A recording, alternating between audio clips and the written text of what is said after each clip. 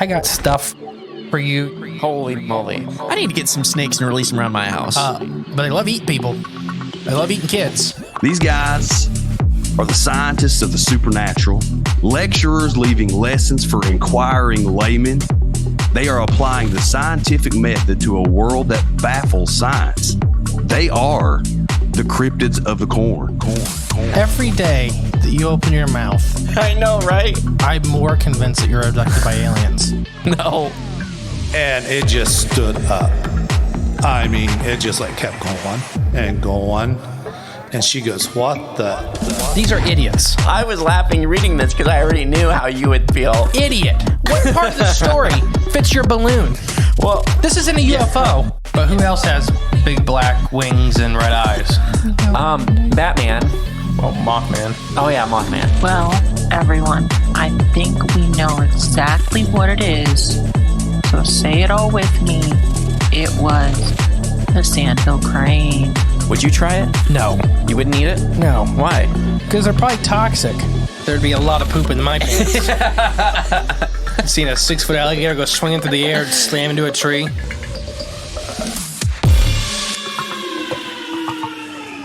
Ho, ho, ho, and Merry Christmas. I am the great and jolly Mr. E, And I'm J Clone 25. and I gave you the illness. I- Merry Christmas to you. The ick. I got the ick sick. I did not realize how sick I sounded until I you was listening back to something. Let's And go I'm like, back and listen. oh, Gosh. I Like hope that's- I don't sound like crap. I think you sound better than I did at the end of it, but I was sick for like 5 weeks. I think I'm just in the beginning of it too. But So mine wasn't all the congestion stuff. Mine was the other stuff. And then I got this. then congestion. For everybody that emailed and asked and everything, Willow is doing much better. Thank you guys very much. Because when we recorded last week, remember she was in the ER Yeah. for hours and hours. Well, you guys had just gotten back that morning. Like at 8. Yeah. For Crips and Coffee every Yeah. Tuesday. So thank you guys. We did get a lot of concern, and it means the world. Yeah, it's nice. So thank you guys very much. Remember, we love you. It's a hard time of year for, depression and everything like that. So Mhm. please check up on your friends, your neighbors. Just be the good in the world that you want to see. Yes. Uh, Be the change. be the cryptid you want to see in the forest. Oh, yeah. There you go. I seen that as a t-shirt. But don't act like the cryptid. No, the cryptid you want to see. Oh, Nobody wants to see Dogman. some But people, like you see a Fresno Nightcrawler coming out, and you're like, oh, that's a cool little dude. some people want to see a chupacabra. The fuzzy peanuts. We haven't talked about them in forever. Oh, yeah, we haven't. Or we haven't talked about the Adovo. No. Oh. Don't be that one. Don't be that one. I wouldn't mind being that one. But yeah. All right, you ready? We're going to talk about the man who saved Christmas Ooh, all right. and then ruined it. Oh. So this is the last 2 weeks have been very different from our typical bag that we do. Yeah. This is a history one, but it's Christmas themed, and I thought it would be fun to kind of do something different and Okay. lighter. But then next week, we're getting right back into the plasmoid stuff. Ooh, I hope you guys are ready for plasmoids. New year, new us. Not really. Plasmoids. Plasmoid us. Oh, there we go. And draw us as plasmoids. I could do that. Ooh, I think I could too. Just dump paint 2 different colors on a piece of paper. Done. Plasmoid. That's it. That's what it looks like. We're going to talk about A.C. Gilbert. Hmm. You know who that is? I only know one AC. And his last name ain't Gilbert. I didn't know that was a common name. A.C. Gilbert? Just AC. It's not, well, it's his first and second name. It's just what he goes by as A.C. Gilbert. Okay. But yeah, he's quoted as the man who saved Christmas. And I put it as the man who ruined Christmas, too. What, is it just a matter of how you're looking at it? It's different things. Okay. This toy company that we're going to talk about produced some of the world's best toys and some of the world's most dangerous toys. Nice. So the best toys. What? I don't care. The best toys I ever had Wait as a until- kid were dangerous.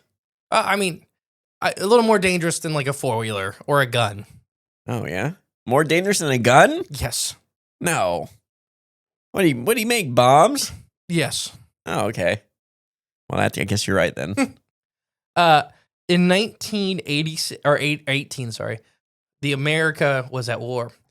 the country needed to devote all its industrial might to the victory in Europe. A war council conditioned banning all toy production and prohibiting gift giving at Christmas. We prohibited gift giving in the 1800s? No, 1918. No, 1918, sorry. Now, this is common in both world wars that a lot of people don't realize. Yeah. Is because of materials. Mm-hmm. So metal, especially for gifts at this time, most children's toys were metal. That's why you can still find a toy from 1916. It's still A little around. tin toy or whatever. Yeah. There's one in my garage on the wall. Mm-hmm. That was my great-great-grandmother gave it to her son. And it's in the garage. It's wild. And I used to ride on it. Yeah. But now the toys we get are all disposable and they're last maybe a year. There was the War Council was considering banning it for resources. Mm-hmm. And banning like gift giving in general, like don't spend money on gifts. No, don't waste the resources. And this is why it's wild. Yeah, isn't it crazy? That happened. It's happened. I know. And gosh, how long before they make us do it again? Considering banning all, so it took A.C. Gilbert, the inventor of one of his most famous toys, which I'm going to skip for now because I don't want you to know it. The name or the name of his famous toy. So he decided he was going to save Christmas. Before we get to that, we'll talk a little bit more about Gilbert. Okay. He had a remarkable life.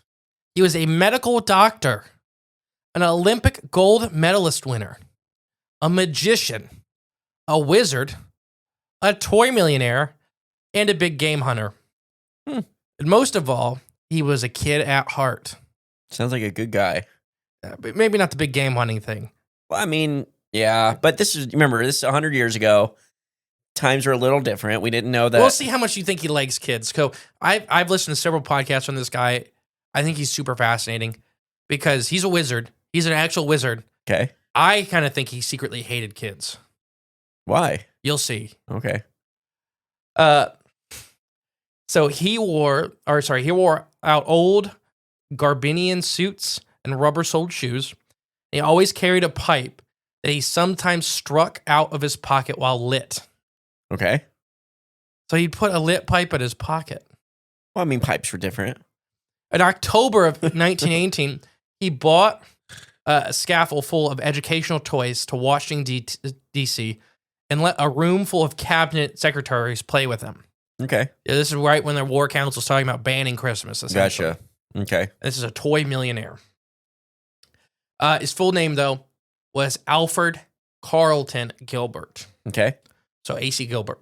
Born in Salem, Oregon, February 13th of 1884. He had a strict Congregationalist father, a banker, viewed his son with puzzled pride, according to his obituary. Okay. Like he was proud of his son. Yeah. But he's like, he has a strange life. I don't understand what he does. But he's proud of him. But he's doing good. Yeah. Essentially. Yeah. But it's just like your grandparents and you're telling me you're a YouTuber or a podcaster, and they're like, well, what is it? You're doing good. Yeah. Just don't even explain it. Through frail, though, he had a competitive streak, winning a tricycle race at the age of 7. As a boy, he turned to the family barn into a fire department, cutting a hole in the hay mow floor and installing a wooden pole and cot. The neighborhood would set a small brush fire while he and his friends would pretend to sleep in their cots. The neighbors would then ring the alarm, and the boys would rush to the fire in the wagon rigged with a 110-foot garden hose. That's pretty funny. I mean, that sounds like fun. Gilbert also loved magic. He practiced his tricks relentlessly. He got so prolific, he once matched a professional magician trick to trick as a kid. Wow. My boy, you will be the greatest sorcerer, the magician said. That's pretty awesome. Every kid wants to hear that. Mm-hmm. I mean, you imagine this 8-year-old is matching a professional trick for trick. Yeah.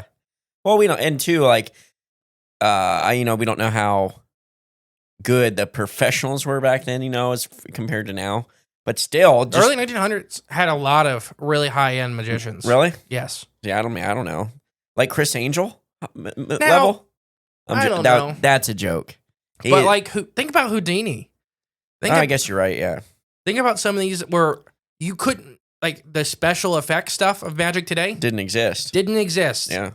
Like it was all practical. So you had to be more sleight of hand, Yeah. more, no camera tricks. Mm-hmm. Like the walk through the wall one, I just watched how they did that one, and like I think that one was in like 1920. Walk through the wall? Yeah. Well, yeah, you just dematerialize and go down to the atoms and go between the wall. Have you ever seen it? Nuh-uh.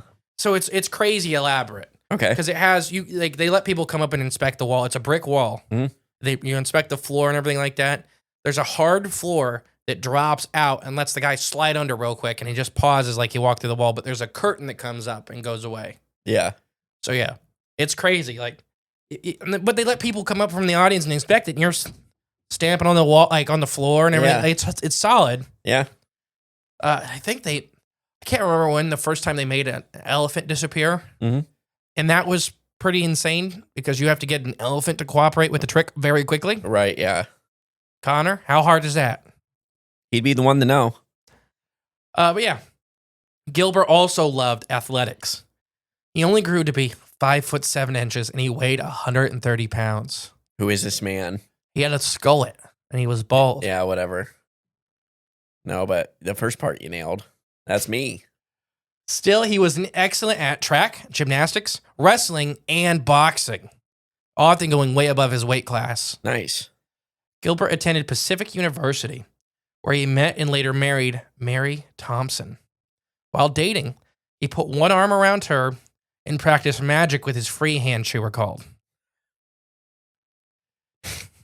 He went east in 1904 to study medicine at Yale, but he didn't intend to open a clinic or physical practice. Instead, Gilbert wanted to stay in sports as a health advisor.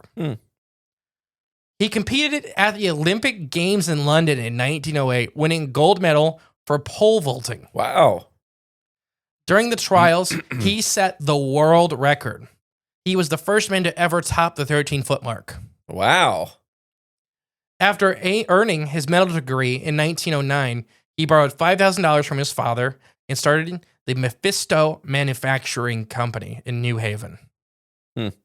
That's wild. He's a pole vaulter, too, because that's probably the hardest thing, I would say. A doctor, a boxer, a magician, a sorcerer. Does it all. Mm-hmm. The company made magic tricks for kids, like kits. Cards, interlocking rings, and so on and so forth with instructions. Mm-hmm. So he wanted to be the first set, and this company's still around. But the first set for kids to get into magic. Gotcha. Soon he opened a store in New York. One day in 1912, he rode into the New York on a train. Railroad was converting steam to electricity, and Gilbert watched as the construction out the train window. The network of girders erecting to carry the electricity lines fascinated him. He thought, what a fun thing that would make miniature girders. Oh, boy.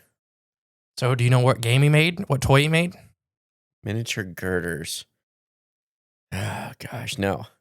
At home that night, he and his wife sat in the dining room table and he cut miniature girders out of cardboard.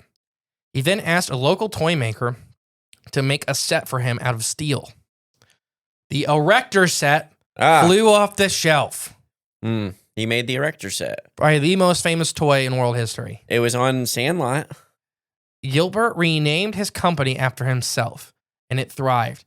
He turned out chemistry sets, electric trains, tool chest, mineralogy sets, and in the 1960s, he went back to magic sets. For more than 50 years, A.C. Gilbert's company ranked the top producer of learning toys in the world. He says this, I remained a boy at heart and only introduced items that appealed to me. I figured it would appeal to all boys. He insisted on punching the time clock as every employee did. He stood in the lines with them in each morning. The company offered benefits like paid maternity leave and health insurance contributions, which for a company at the time was unheard of. Right, yeah. Other companies hated him. Mm-hmm. For the early 1930s into the late 1950s, A.C. Gilbert employed as many as 5,000 people. He was the largest employer in New Haven. As the United States prepared to enter World War I, President Wilson appointed government officials of the Council of National Defense. He tasked them to coordinating resources and industry into the war effort. So this is like toy companies and canning companies started making ammunition and tank parts and all kinds of crazy stuff. This happened both world wars. Yep. The War Council turned to the country's industry, making war materials, banning the manufacturing of non-necessary essentials. That's not right. Yeah, so they're like, you can't. It's illegal now for your company to make anything that is not necessary. That's kind of like what we went through recently, where it's like, you can't be open if it's not an essential. Yeah, not the show. I know, but it's similar. It is very similar. The council asked A.C. Gilbert to make ammunitions instead of toys. That's crazy. And he did. They asked him to promote war bonds, and he did. The War Council considered banning gift giving for Christmas, and that's when he snapped. Drawing the line there. A.C. Gilbert could not let that happen. Yeah. Good. You made the sorcerer angry. Right. Gosh, I want to be a wizard sorcerer against the government. See, I thought you would connect with this guy. Wait till you see a picture of him, because he looks just like you. I'm probably him reincarnated. He looks like you with a longer beard, like all white. But he was only like 29, and he had an all white, like long beard. Shoot, at this rate. As president of Toy Manufacturing of America, Gilbert wrangled a meeting with the War Council. They only gave him 15 minutes to persuade them not to kiss off Santa for Christmas. And he did it? Gilbert packed a bag with toy submarines and trains, picture books and air rifles, and took the train to Washington. As he sat outside the office of the Navy Secretary, Joseph Daniels, bureaucrats walked past and glanced at his toys. He tried to hide them because... behind his satchel, sorry. Just imagine he's this wizard sitting in DC. Like hiding his toys from... Hiding toys from bureaucrats. Yeah. And now you're like, what is that guy hiding? Right, yeah. Finally, his name was called. The Naval Guard inspected his toys before he could bring them in. Is that a bomb? Is that a gun? Like an assassination plot? Yeah. I mean, he does... You imagine, like, a wizard coming in. With an air rifle. rifle? Head of industry. Yeah. Gilbert spread the toys out all over the table. Daniels focused on the toy submarine, asking where he could buy one. Because keep in mind, this is the head of the Navy. Right, yeah. And so he's looking at a toy submarine like, that's the coolest thing I've ever seen. Yeah. Secretary of Commerce William Redfield pushed the toy train around the table. I learned the rudimentaries of engineering on an engine just like this, he said. So the Interior Secretary, Frank Knight Lean, picked up a book on aviation. According to the Boston Post, Gilbert told the War Council the great influence that life of boys had on, and there's toys that basically you can't get rid of this. Right, yeah. Because this inspired you guys. Yep. So you're going to take this away from the next generation. And look where you guys are now, and yeah. The boys want fun, not educational. Yet through the kind of toys American toy manufacturers are turning out, he gets both. The American boy is a genuine boy, or a genius boy. And he wants, genuine genius toys. He wants guns that really shoot. And that's why we have given them air rifles and time that it was big enough to hold them. It's because of the toys had in childhood that American soldiers are the best marksmen in the battlefields of France. Finally, he said, toys that educate help boys visualize their future. That's true. And keep in mind, everybody at home, this is the same for girls, but this is 1918. Yeah, but they were having a meeting about he was in the military, Yes. and there weren't girls fighting in the military. I'm just saying, Gilbert did specialize in not just girl toys, but towards the end, like in the 50s and 60s, yeah, there was much, much more boy toys, girls stuff coming out. Oh, gotcha. I got you. I'm just saying that this time that it was so focused on boys. I just don't want that's what he girls said. to feel left out. Right. But that's what he said, though, too, is he said, I want to make toys that appeal to me and what I like, which, I think that's a great thing because maybe that would inspire a girl version of him to do the same thing. I think it did. I mean, I think a lot of his sets inspired some of the earliest, female engineers and female high-level scientists and, that they could do these things. And because you could get a kit and actually do it because there was a lot of times where girls specifically weren't allowed into like science club and weren't allowed into these extracurriculars that were, boy specific. So your parents could get you with a kit and you could do it at home. Yeah. And you could be a mineralogist. All you had to do was spray paint them pink. The postman ran a photo of Gilbert and the erector set above the caption, saying the man who saved Christmas. Wow. After the war, A.C. Gilbert and Company grew to the largest toy company in the world. He did it for the satisfaction of competition and to accomplish his goal more than he did it for the money, recalled Herbert Pierce, Gilbert's former plant manager. Gilbert called his workers co-workers, not employees. He visited the night shift once a week and would work through it and see how things were going. Almost always found something to change or improved. See, but I mean, that's just a good example, though, of why they were the number one toy producer in the world is because of him right there, just having that thoughtfulness and effort. And good luck seeing that today. Yeah. You're not. The company had a credit union offering free legal advice and threw a Christmas party for children every year. Co-workers could take their grievances directly to AC himself. Just walk over to him. But the company really stood out, said Pierce. Because of its broad range of manufacturing equipment and skills, it had big presses, screw machines, die casting, and tool-making equipment. It made its own dies and plastic molds. It did its own painting, its own printing, made its own boxes, formed its own wires. In addition to toys, the Gilbert Company made small appliances as well as educational toys. It's wild.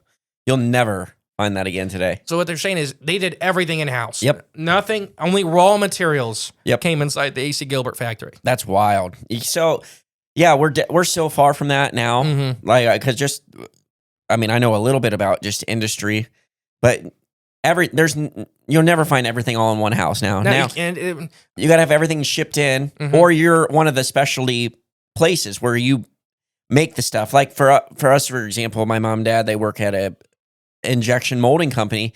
They don't make the tools and the dies. Right.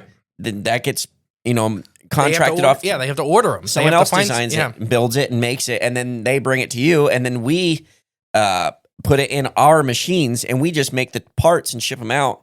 But we don't own the tool, and we don't own the parts we make. We just make them and box them up and ship them out. Building. And then we ship them out to another company where they assemble them all together, put the products together. It's wild, but there's all in house anymore. Doesn't happen. Doesn't happen. So then in 1938, Gilbert bought American Flyer, a struggling toy train manufacturer. Oh yeah.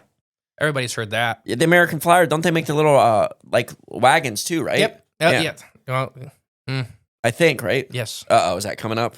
During World War II, the company retooled its electric train factory to make parachute flare casings. Okay. For the war. Yeah. Here's a quote. I love to see the wheels go around and around. I love to see people develop. It's not for profit alone, he told the New Yorker in an interview. Sure, that's part of it because no one has fun and no one's having any fun going busted. But I know this. Just my objects of making money has never been meant for anything, or not really never. Sorry. The object of making money has never really meant anything to me. Gilbert made plenty of money, though. He bought a country estate in Hamden with 2 lakes. Wow. A golf course, a lodge filled with his stuffed big game trophies. He shot every kind of American game that had importance, according to his obituary in the New York Times. His Paradise Farm had a dairy herd and a pasteurization system that provided milk for the company's cafeteria. Gosh. He bred hunting dogs and champion German Shepherd dogs. Gilbert also developed an old orchard road into New Haven, one of the town's finest residential neighborhoods. Nice. New Haven. And isn't it crazy? It is. And it's just like, money's never really been, that important to me, but I'm spending it like crazy, making all this awesome stuff. I mean, that's the thing is, how many billionaires or millionaires that hoard everything? All of them. Once you get it, all of them. You sit on it like a dragon. All of them. It just seems like I'm from, the past looking, this guy was spending just as much as he was making. Which is great. And he developed things. Here's a dairy farm. Here's, still today, Old Orchard Road, one of the best residential neighborhoods in New Haven. Yeah. He built all of that. That's wild. At 70, when he wrote his autobiography, he titled it The Man Who Lives in Paradise. Nice. He built his own paradise. Mm-hmm. All right. Now, let's get to some of his nefarious things. Okay. Well, I mean, so far, overall, I mean, I think he's a great guy with good intentions. Now, the best intentions can lead to some peril. Sure. Yeah, that's life. He made a very bad toy in 1950. All right. It was an educational science set. Okay. It was called the U-238 Atomic Energy Lab. Okay. You want to guess what the U-238 Atomic Energy Lab had? I'm imagining uranium would be the U. That's what the U stands for. Yeah. So in 1950, AC Gilbert Company introduced the U-238 Atomic Energy Lab. One of the company's few flops it ever had. You can't be perfect at everything. So it carried a price tag, though, of $49.50 in 1950, which today would translate to roughly $550. Wow. Okay. So it was not a cheap kit. No. The kit, though, had an electric microscope, a spinograph, a cloud chamber, which is what you use to see radioactive material, the particles flying off, 4 glass jars containing uranium-bearing ore and samples and batteries. It came with 4 glass jars of uranium. It also featured a comic book, How Dagwood Split the Atom. The instructions suggested playing hide and seek with hidden radioactive samples and the Geiger counter provided. I mean, it does sound like fun if you didn't know the effects.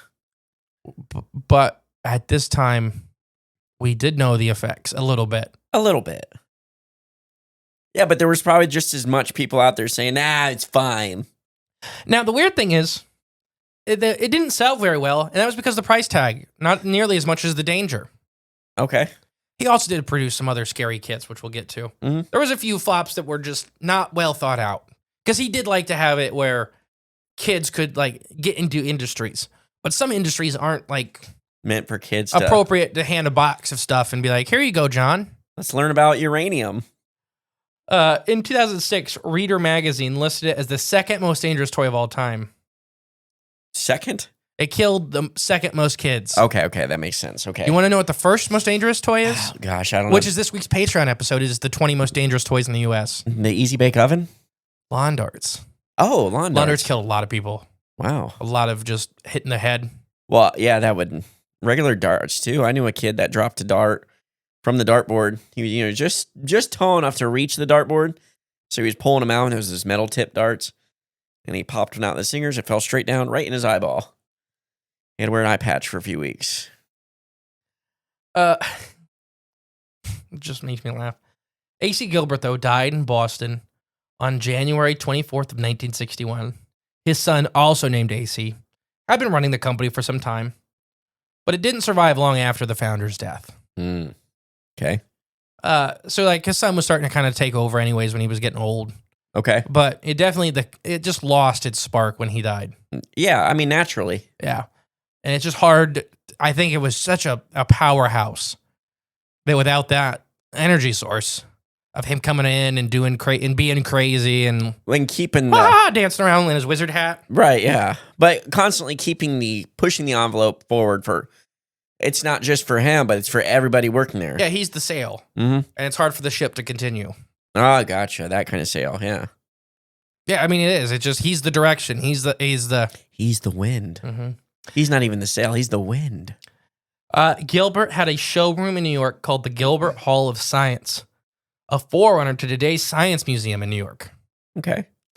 Today, the Eli Whitney Museum and Workshop in Hamden has an exhibit on A.C. Gilbert. It also collects and studies the products and legacy of A.C. Gilbert and his companies. The Erector set has a legacy of its own. Yeah, it does.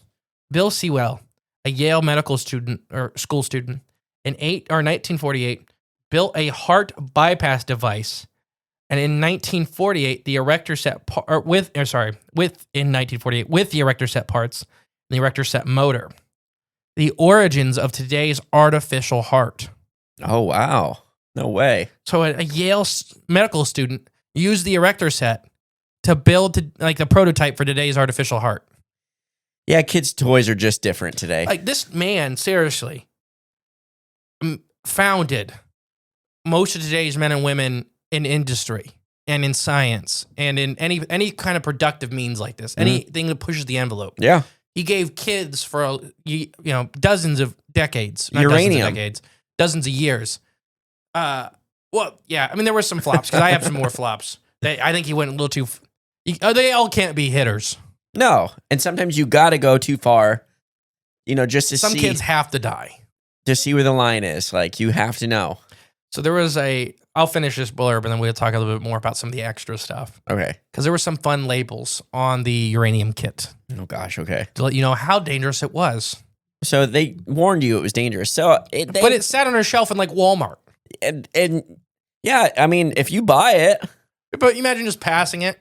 Like, it's uranium. Huh. You know how much, what radioactivity it's like when you put it in the cloud chamber, you see all those little bullets coming off it. Yeah. Those are all bad things. So you're reading the label on the back, reading that, maybe Johnny's not ready for that. Put it back on the shelf. 5 and up. You finish all your chopping, you're checking out the line, and then your ear's falling off. Yeah, you just start like coughing blood. Yeah. I think I'm getting sick. In the early 1990s, Mark Summers had an assignment to build a virtual reality ride for Disney's California Adventureland in Anaheim. He used erector set parts to design the ways for cars to fly over in virtual reality screens. And Dr. Jack Korovacan created his... This is a bad one. Uh-oh. I forgot about this one. Dr. Jack created his suicide machine from the erector set. Oh, gosh. Okay. Yeah, that's bad. What's that? We're not going to talk about that. Okay. But yeah, you just go to Canada if you want those now. They allow that. We'll take our little ad break here, and then we'll come back and we'll finish some stuff out about A.C. Gilbert, and then we'll talk about our own maybe Christmas memories and some of our favorite things we got. All right. What ad you want? I don't care. Let's do a Flavors of the Forest classic. Welcome to the latest episode of Cooking with J Clone 77. And today I'm joined by a special guest, the Veggie Man. Say hello, Veggie Man. So you've got a special treat for us today. You're going to be cooking a new veggie dish, a vegan dish for us today. And what do you got on the menu? Ooh, artichoke asparagus spread, eh? I don't particularly like this, but I'm going to go on a limb and give it a try. Oh my goodness. It's delicious. What's the secret ingredient? Flavors of the Forest Bigfoot breath? Raw garlic dust? Wow. They freeze dry the highest quality of ingredients raw to capture the flavor you won't find in stores? Wow. Thank you, Veggie Man. I'm going to add this to my kitchen. That's Bigfoot breath by Flavors of the Forest. You can get yours at flavorsforest.com, and you can cook /corn. Sorry, flavorsforest.com /corn, and you can cook just like the Veggie Man. Great ads. Great ads. I'm really good at those. All right. So some of the warnings on the radioactive kit.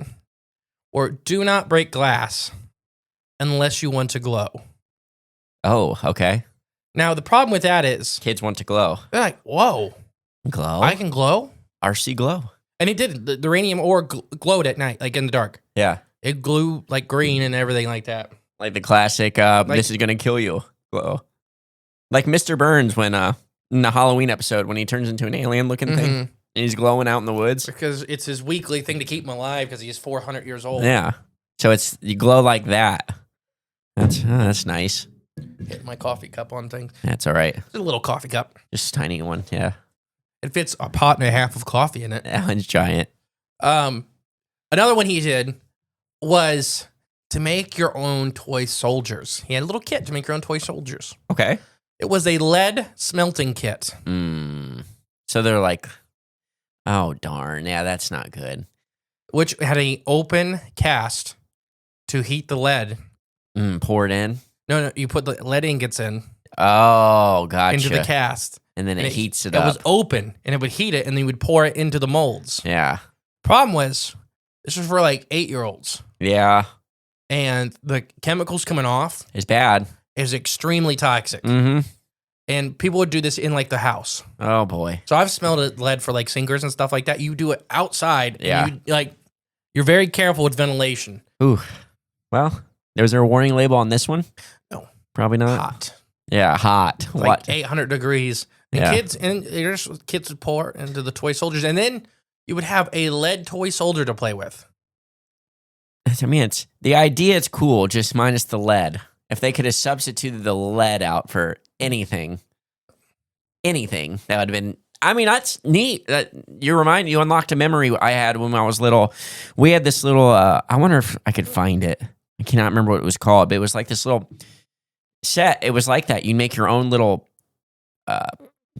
things like out of a lab, but it was like molds. They would have these molds, and but the stuff that you would pour into it, you would melt it down. You'd melt like different colors and stuff into it. Crowns? It wasn't crayons. It was something else because it was like when they would come out when they were done and they would cool, they were like bendy and like not gel like, but like I had a bunch of kits like that. Every Christmas I got science kits. Well, this was like some mad scientist lab because like the guy on the front, you create these little creatures in the molds and I didn't know exactly which one you're talking about. You could play with it. They were little metal molds. Yeah. They were metal? They were metal, like, and they were two-halved, and you put them together. The molds were metal. The molds are metal, yeah, Yes. yeah. Sorry, no, the creatures were like gummy looking. Yeah. I even think they might have been gummy enough. I think you could eat them.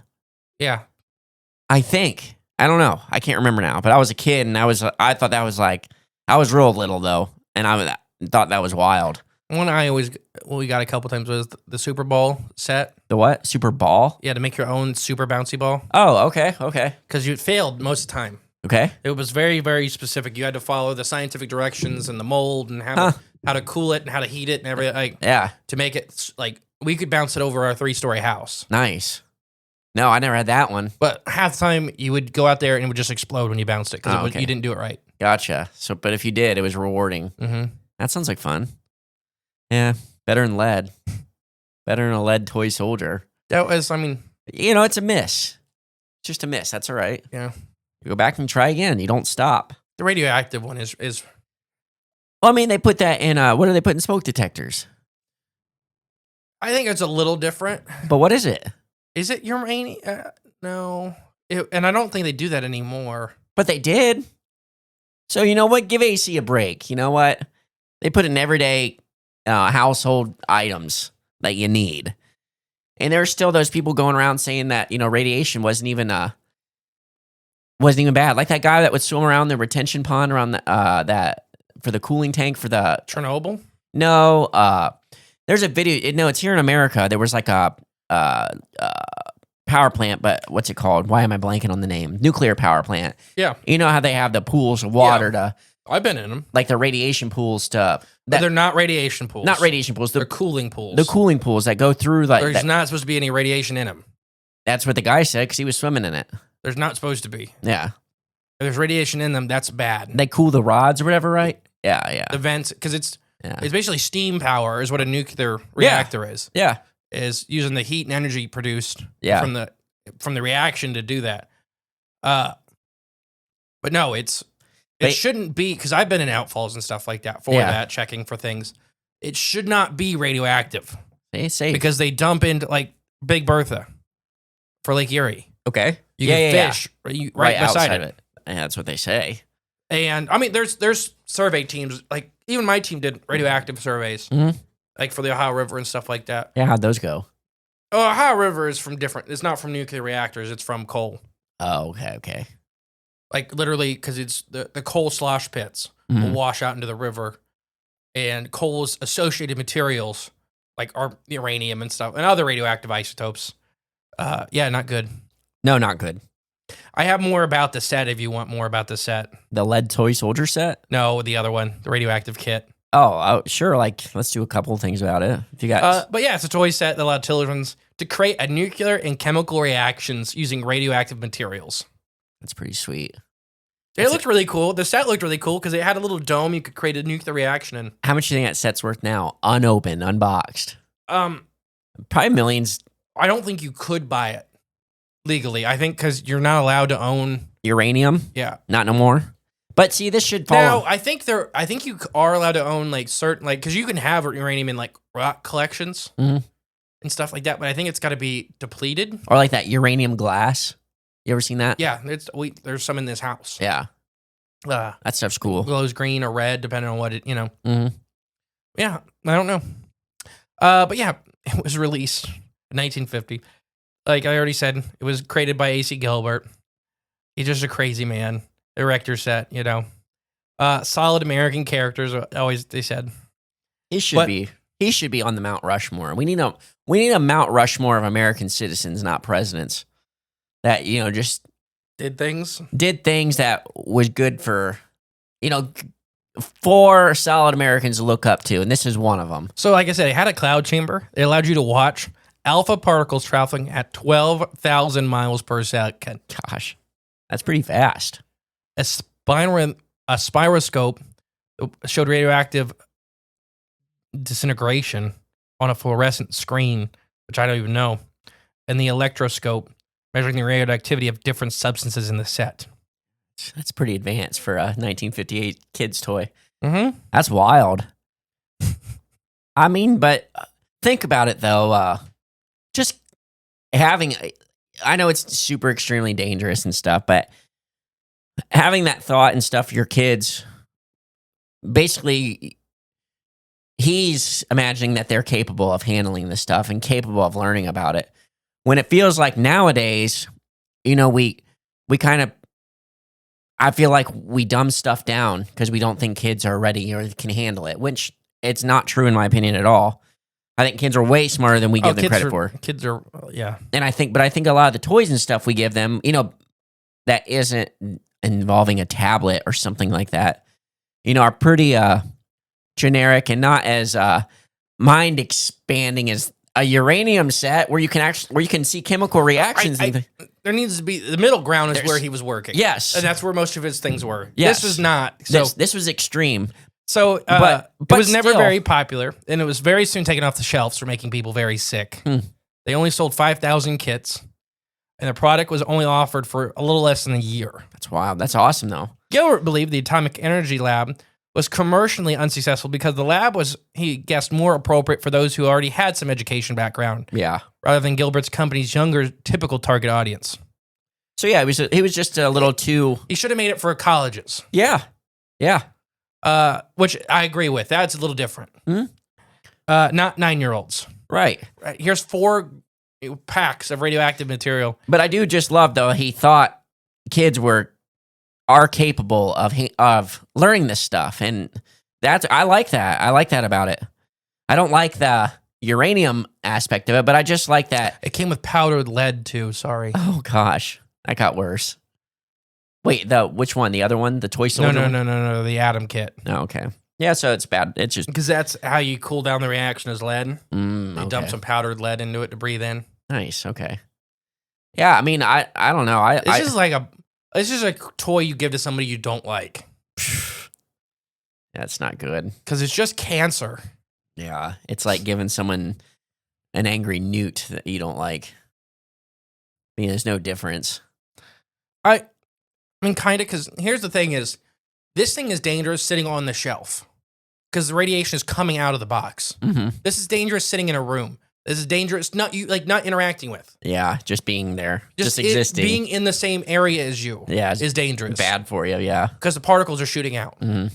So that's what I guess is why this is even... The lead is just affecting you, right? You can burn a house down or whatever. But this, even sitting on the Walmart shelf, is constantly poisoning. Yeah. Everything and everybody around it. Yeah. I guess that's where I'm getting at. It's just... Yeah, no, it's terrible. It's bad. But I mean, I don't know. He just didn't know about the It had a full very effects low of it. mortality rate, though, because it didn't sell well. See, there's always a silver lining. It's just I'm reading some of the stuff about. It's not as dangerous as lawn darts. It had minimal. Some of the stuff said the science kit had minimal exposure, the equivalent to a day's UV exposure to the sun. Oh, see, that's Providing that they were never removed from the radioactive protective containers. Oh, okay, fair. So it's like being exposed to the sun for 24 hours, as long as you don't open it or touch it or go too close to it. Because the particles are still getting out of it. Yeah. It's just not as many as it's just like a beehive, a trapped beehive. Ready to explode. Yeah. Gosh. Yeah, that's fun. Well, what are, do you have any other, like, I guess, besides the Erector set and some of the other ones you mentioned, any other toys that kind of they were not famous for, but I mean, tons and tons of these science kits. Mm-hmm.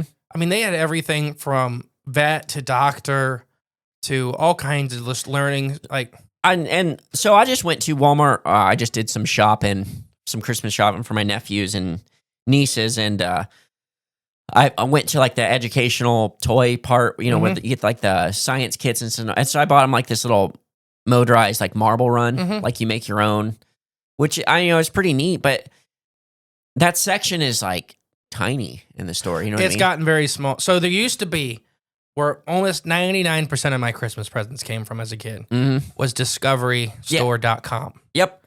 And then there was a couple actual Discovery stores. Okay. Because the Polaris Mall, which I haven't been in forever, so it may still exist. Mm-hmm. But if you have I don't know if that part of the company still exists either. Yeah. It had great science kits. Mm-hmm. Great, mostly for me, it was biology kits.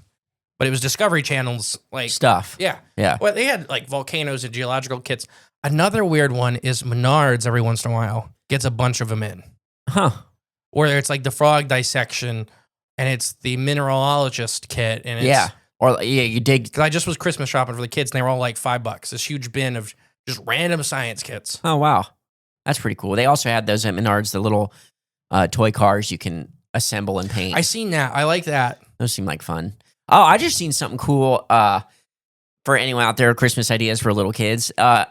It was like a homemade, you make your own magnets for the fridge, but it was really neat. There was like these little it was like these little wooden stencils basically, and you pop them out. They're like wood, and then you paint them, and then it comes with like magnets that you can glue to the back of them, and it just looked really neat.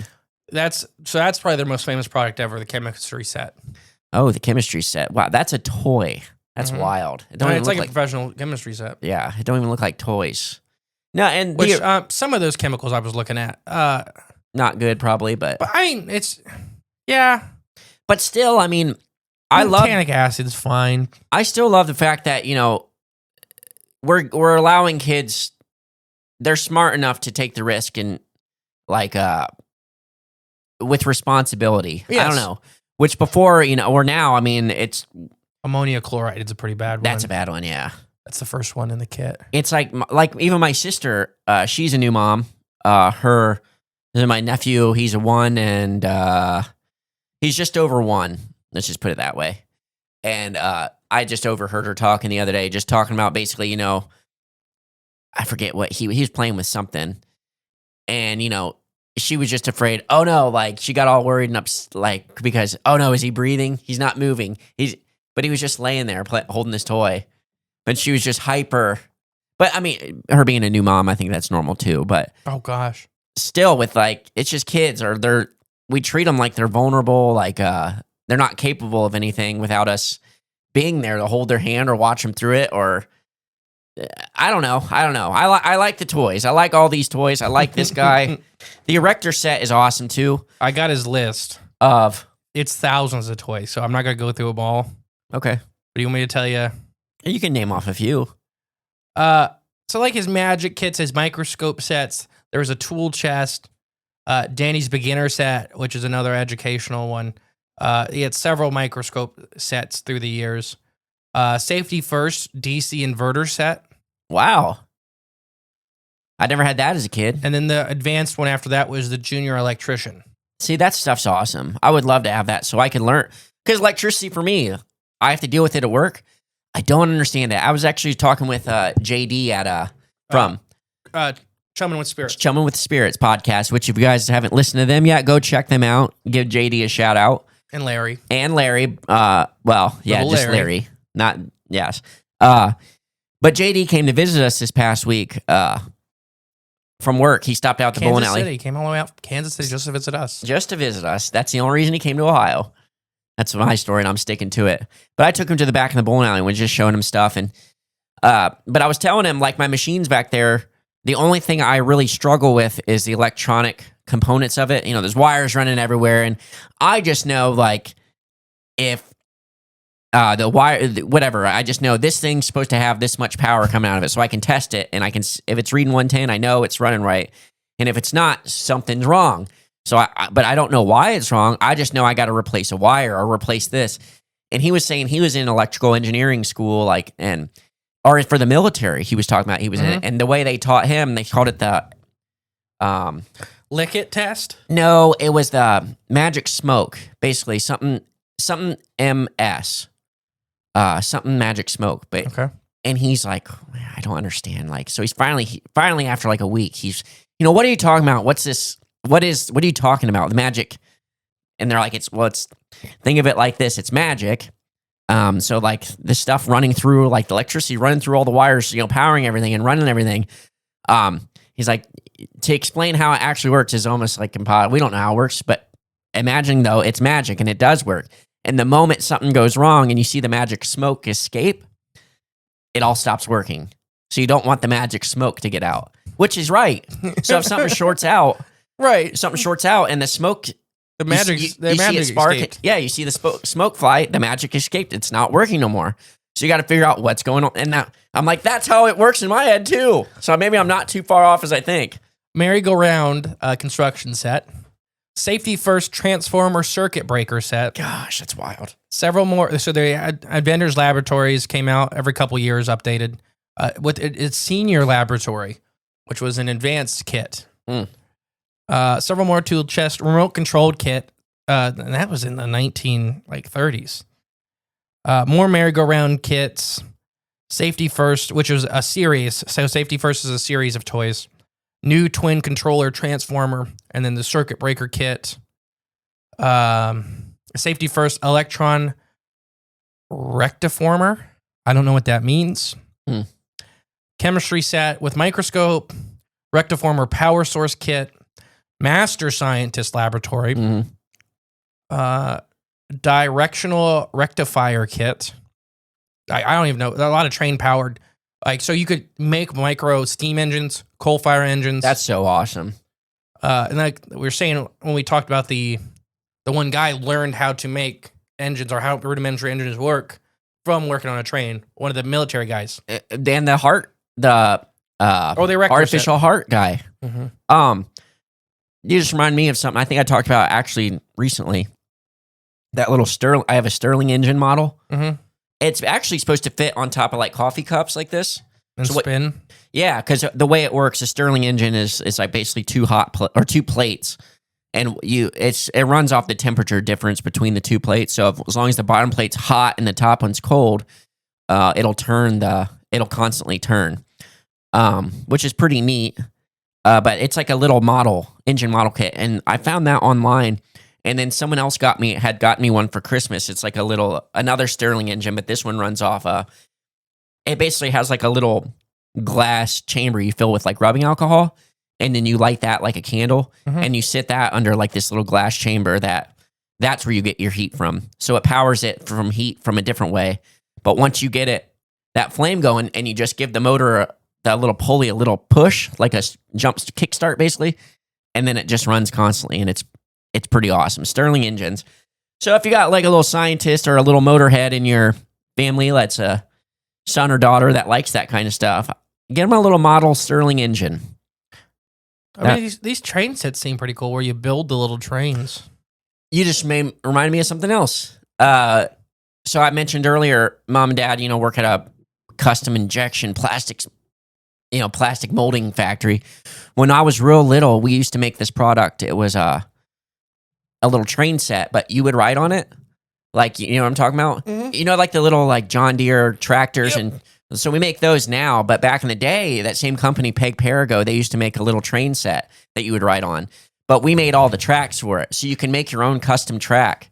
And then you put the train on it and you can ride around your house on your own custom track toy. So you could buy like extra tracks. And I remember this toy. Yeah. We used to make them.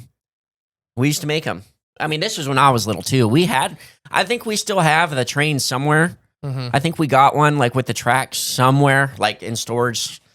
Talked about way far, but it's probably back by my brother's moon shoes. So that's how far back it is. Patreon episode, we're going to talk about moon shoes. Really? Don't bring it up now. Okay, I was just saying it's terrible. Moon shoes suck. I still have a pair. Yeah, they're terrible. They probably need new elastic, huh? Now, yeah. But no. So once again, we'll be back to our normal kind of stuff after this week. Wednesday, you'll have a special message from St. Nicholas himself. The real Santa. Yes. We got him. We pulled him from the Fey world. Mm-hmm. Mm-hmm. From the Fey Wilds. The wilds of, yes. Well, he's the king of the Fey. The king of the Fey. But once again, always, we love you guys. It's a hard time of year. Seasonal depression's real. Check up on your friends. Christ is king. And just celebrate, enjoy yourself, enjoy your families, enjoy your friends.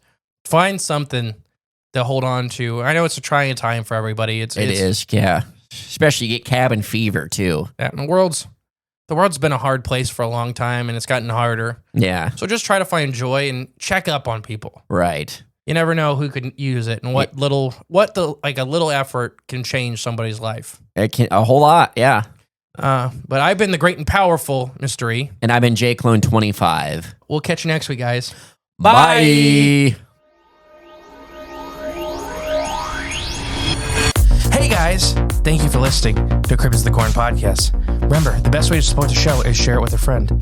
But if you are craving more of the J clones and more from Mr. E, there's always extra content on Patreon and our paid member space on cryptidsofthecorn.com. We'll catch you next time with more exciting, fun, and informative information. Bye.